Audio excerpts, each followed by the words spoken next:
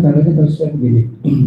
Orang tua itu sebelum meninggal dia sudah habiskan itu hartanya ke anak-anaknya, dihibahkan si A, si B, si D, sampai tidak ada tersisa ketika dia meninggal. Itu dalam artian hukum warisnya tidak berlaku lagi, tapi sudah habis hibahnya ke anak-anaknya. Itu gimana, Pak? Ya, ini politisasi. Ya, dan ini saya punya klien 2 yang begini modelnya. Karena dia paham, orang ini paham, dia nggak punya keturunan, dia hanya ngambil anak angkat 1 laki-laki. Dia punya saudara kandung. Saya tanya, kenapa nggak dibagi, Bu? Ya, mudah-mudahan beliau dengar nih, kalau nanti jadi YouTube nih. Ustaz, mohon maaf, saya nggak bagi saudara kandung saya serahkan semuanya dengan hibah. Ya, dihibahkan semuanya. Kalau di dalam syariat Allah memang hibah itu tidak ada batasnya. Tapi dalam kompilasi Islam dibatasi 1/3, tidak boleh semuanya. Ya. Nah, kenapa ibu nggak bagi saudara kandung ibu? Kata dia, saya nggak mau, itu saudara saya itu agak baik sama saya. Kasusnya sama begitu kan? Kebanyakan begitu. Ya gimana? Saya waktu itu aja nggak punya uang. Ini saya mati-matian kerja nih, gitu kan? Waktu saya nggak punya uang, boro-boro saya dibagi, katanya. Enggak. Makanya saya termotivasi karena saudara saya tidak peduli dengan saya kerja keras. Saya punya mobil, saya punya tanah banyak sekarang ini, gitu kan. Tapi ketika saya sudah memiliki semua harta yang saya miliki sekarang ini, saya tidak mau bagi harta saya kepada saudara saya. Kenapa? Jadi gua nggak peduli sama saya. Tidak boleh. Ya, tidak boleh dengan alasan seperti itu. Maka tetap harusnya ya dibagi juga. Karena dalam kompilasi Islam yang agama, hibah itu tidak boleh lebih dari 1/3. Oleh karenanya kalau dibagi 1/3 kan masih ada sisanya tuh. Nah sisanya itu buat saudara kandungnya tadi, laki-laki maupun perempuan, seperti itu.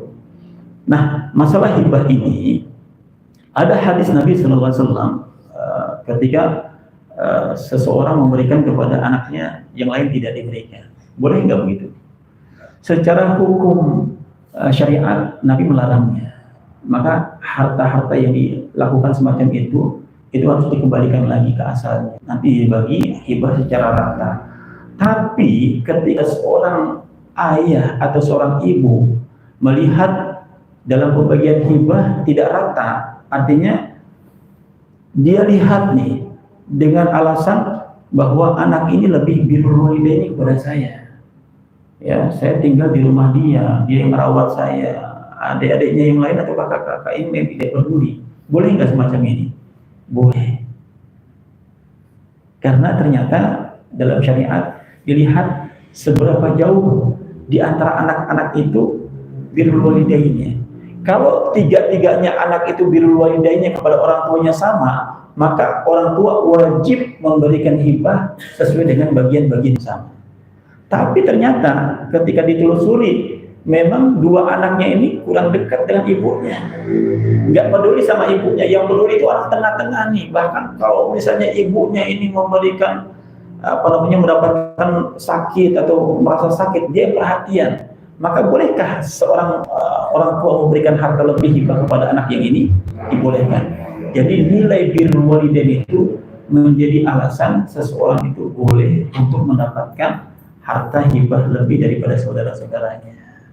Makanya di sini motivasi bahwa Masya Allah ya Bapak Ibu sekalian jemaah, bahkan ada hadis baginda Nabi SAW dari sahabat Ka'ab bin Ujrah yang berkaitan dengan Ramadan ya. Ada hadis yang diriwayatkan oleh Imam Baihaqi dan juga dalam kitab Al-Imam Ad-Dahabi. Ada orang yang diaminkan oleh Rasulullah doa Jibril alaihissalatu wassalam.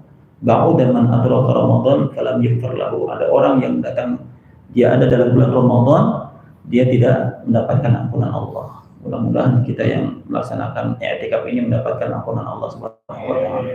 Yang kedua, orang ketika dibacakan nama Nabi Muhammad tidak bersalawat kepadanya, maka ini dibenci sama Allah Subhanahu wa taala. Didoakan oleh malaikat Jibril tidak mendapatkan rahmat dari Allah. Yang ketiga, ini hati-hati. Ya pesan kita